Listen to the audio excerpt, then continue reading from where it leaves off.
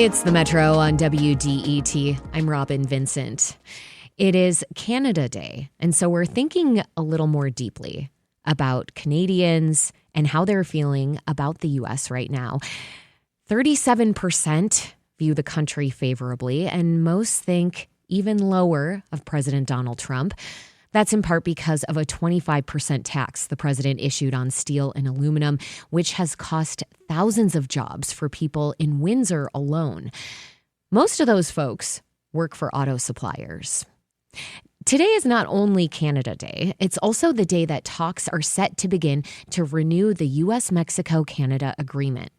And so we wanted to learn about what sentiments are like across the Detroit River. How are workers in the so-called Steel Belt of Ontario and Quebec reacting to changes? And how is it shifting their orientation towards the U.S. and altering how they see themselves? Flavio Volpe is the president of the Automotive Parts Manufacturers Association, which is located in Toronto. He spoke with producer Sam Corey. The U.S. put tariffs on Canada. Canada retaliated, but then both countries removed tariffs on goods that are part of the Canada-U.S.-Mexico agreement. That being said, some sectors, including steel, aluminum, and motor vehicles, still face duties. That makes up about 10% of the exports from Canada to the U.S. What have the results of those tariffs been on auto suppliers in Canada? It's a very similar effect on auto suppliers in the U.S. It's that steel costs more than it should. Aluminum costs way more than it should, and volumes at Canadian assembly plants of American car companies, Ford, General Motors, Stellantis, are down 20 to 30%. I want to hold on Canada for a second. I know that Ontario and Quebec have been hit particularly hard because that is the heart of the steel belt in Canada. What does it look like for workers in the auto supply sector there? We're probably down around 10% in jobs.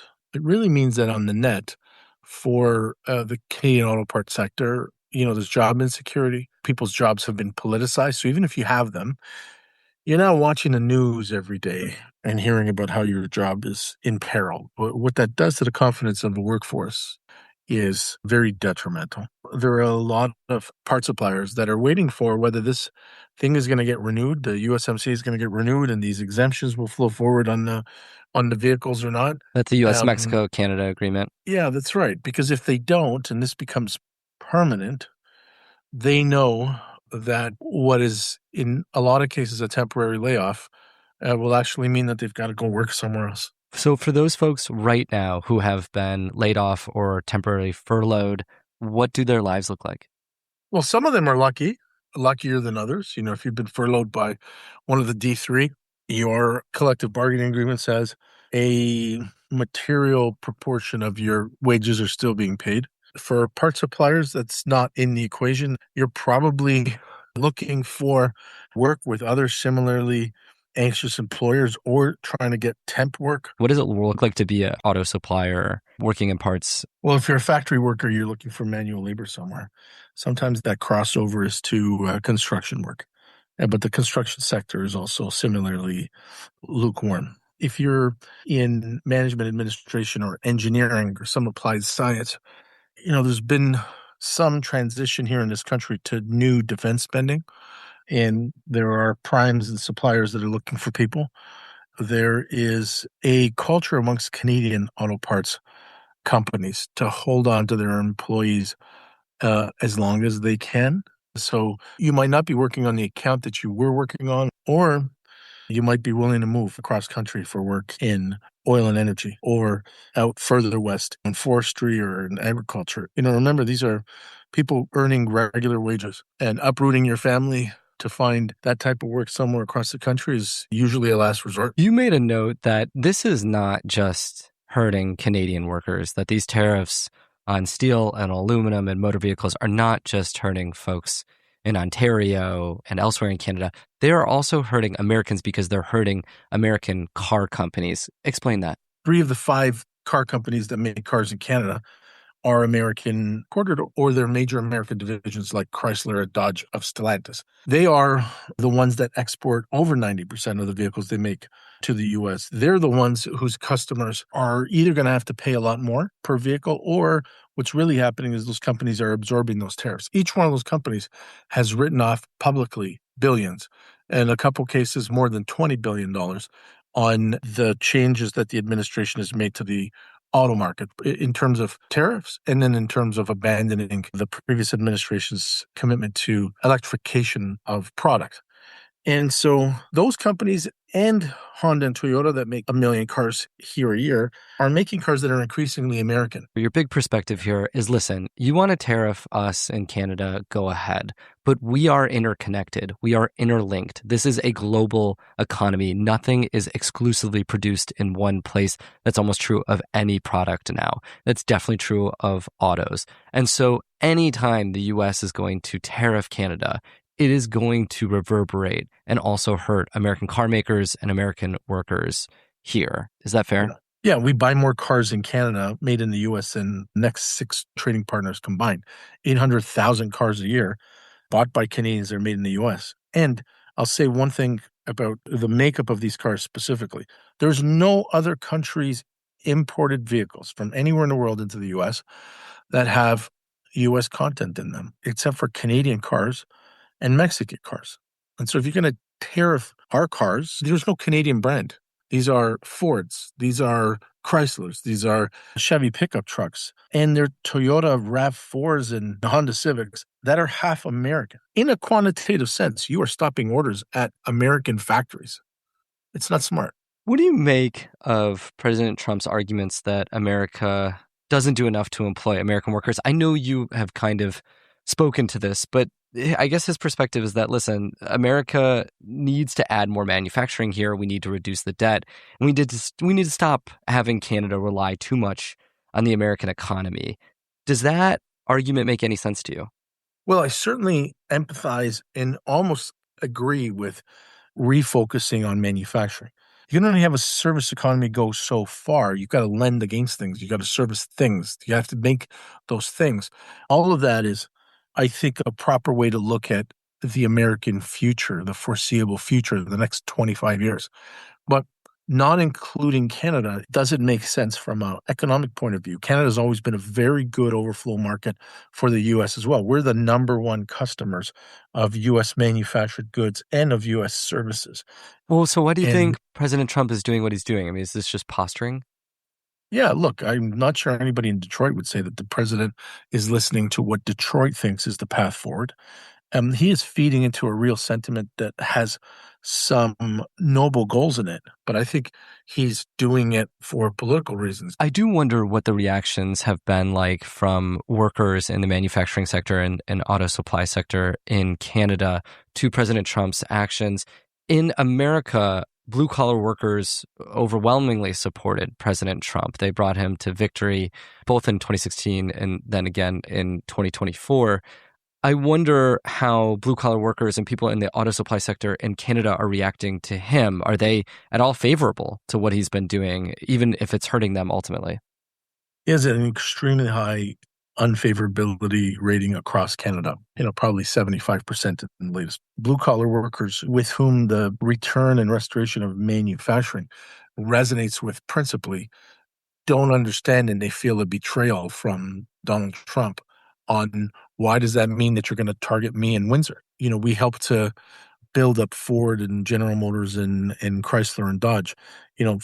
Ford's been present in Windsor since 1904 and Dodge Chrysler since 1924. When he talks about repatriating, and when Commerce Secretary Lutnick say repatriating those jobs, well, those jobs have been in Canada for 6 and 7 generations in some cases, and helped to build those companies from startups when Ford was less than a year old. So they feel betrayed by someone who has espoused their values and their global outlook and then pushed outside the fence. This is The Metro on WDET Detroit Public Radio. I'm producer Sam Corey speaking with Flavio Volpe, president of the Automotive Parts Manufacturers Association out of Toronto. We're discussing the consequences of American tariffs on Canada and reflecting on our northern neighbor as a part of Canada Day. Flavio, I do want to ask you, I guess, about some of the other side of this. You're painting a pretty grim picture, and certainly if you work in auto supply in Canada, you're taking a really big hit right now. But the other side to this is saying, listen, U.S. imports of fresh produce from Canada increased by more than 60% in 2025, reaching almost $3 billion. And a lot of U.S. companies have turned to Canada to purchase things instead of to China because of America's tariffs on China and other countries. Last year, Canada didn't hit a recession. It actually grew its economy by about 1.7%, and its stock market outperformed America's. What's more, Canada has begun trading with a lot of other countries, diversifying its markets and potentially strengthening its economy in some ways.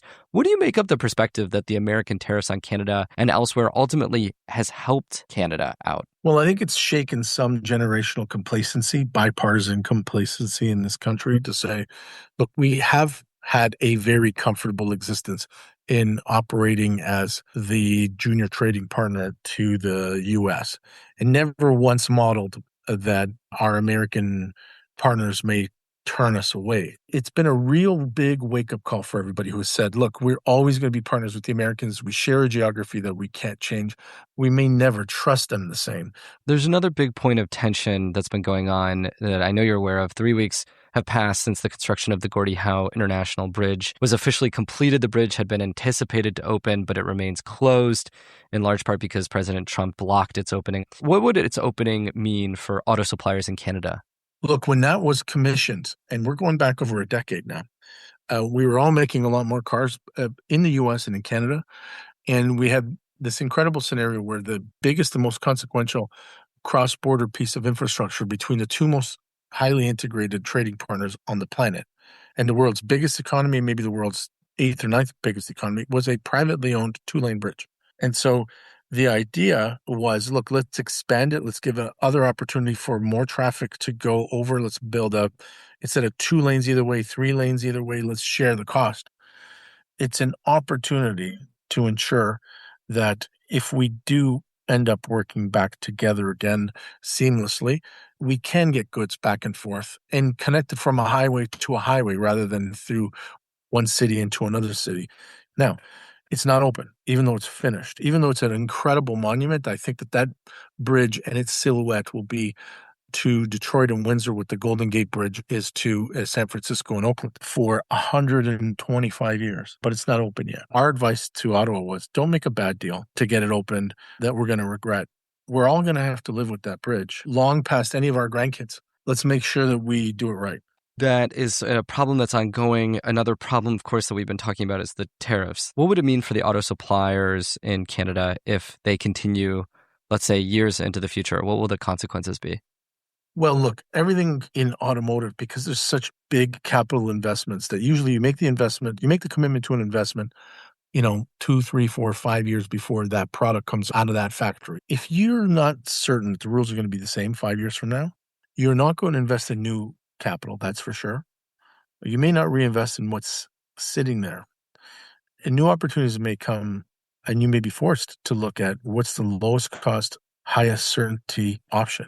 And what may surprise a lot of American ears, that doesn't necessarily mean it defaults to the U.S.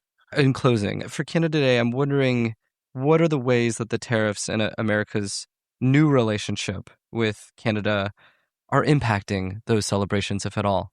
Well, look, last year I think there was pretty dour. I mean, we were sitting here listening to for the first time in the history of our relationship, and certainly the first time in the post-war period, really hostile messaging from Washington on Canada. Hostile to the point of threatening annexation.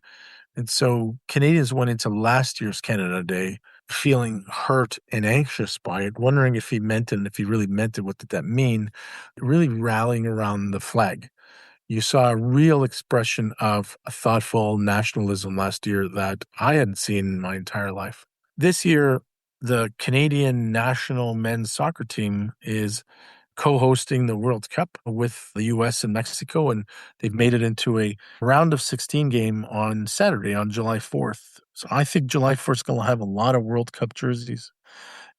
People are relaxed a little bit more from the annexation threat, understanding that that threat, if it was real, whatever it meant, is likely past. And they're a little bit more circumspect, and they're watching the world at home. in the World Cup coming through cities like Toronto and Vancouver, but also New York and Philadelphia and Houston and Atlanta. And they're going to reflect, I think, on Canada's place in this world. And I think we have shown resiliently that even though we have a very strong familial partnership with the U.S., we're a globally relevant country, and I think we're going to celebrate that. Flavio Volpe is the president of Automotive Parts Manufacturers Association. He spoke with the Metro's Sam Corey.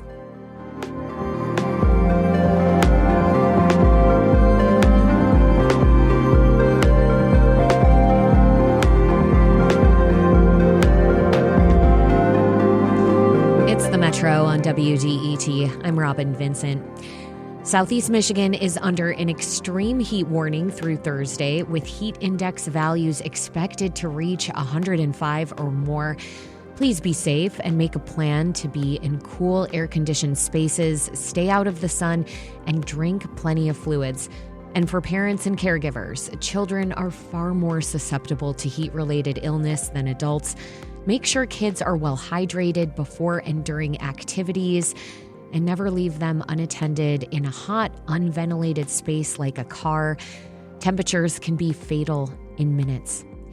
If you don't have air conditioning at home, make a plan to cool off at your local library or rec center. Many cities in Metro Detroit are providing info about cooling centers on their websites. Coming up next on the Metro, after years of construction, the Gordie Howe International Bridge is ready to open, and yet it remains closed. NPR's Don Gagné explores the controversy. Stay with us.